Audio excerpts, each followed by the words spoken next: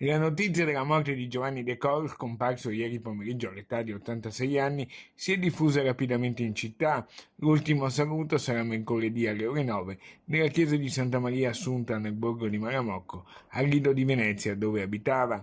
Lo ricordiamo riproponendo alcune parti di una lunga e bella intervista rilasciata ai microfoni di Antenna 3 nell'aprile del 2022, in occasione dei festeggiamenti per il suo compleanno. Le nostre squadre di pallacanestro hanno giocato per 10 anni con sponsor molto importanti, perdendo pochissime partite, vincendo anche un record mondiale. I suoi ragazzi oggi ovviamente cresciuti e sempre unito attorno a lei, è un bel segno. Non mi hanno mai abbandonato, mi hanno sempre salutato, sempre venuto alle mie feste e mi vogliono un bene perché al Lido non c'era la pallacanestro, l'ho portata io. De Col, che lascia la moglie Marisa, i figli Luisa, Fabrizio e Luigi e 5 nipoti, ha operato per decenni nel campo dell'edilizia, fondato e creato dal nulla il suo centro sportivo Cadelmoro, portato in serie anche il tennis con la squadra del suo circolo, appunto il Cadelmoro.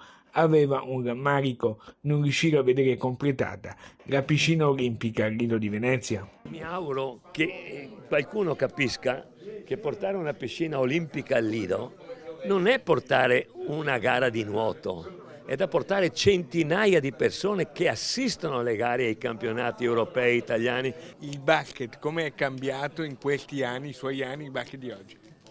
Il basket è cambiato perché qua si parla solo di soldi. Prima si parlava solo di passione,